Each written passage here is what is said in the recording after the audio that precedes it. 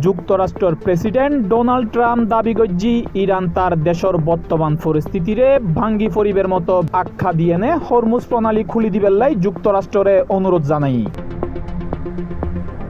সমুদ্র পথিবে বৈশ্বিক জ্বালানি সরবরাহর লাই অত্যন্ত গুরুত্বপূর্ণ। ট্রাম্প তার নিজস্ব সামাজিক যোগাযোগ মাধ্যম ট্রুথ সোশ্যালত দেয়া এক পোস্টত লিখি ইরান এই মাত্র আরারে জানাই যে দেশগান বর্তমানে ভাঙ্গি ফরনের মতো অবস্থায় আছে।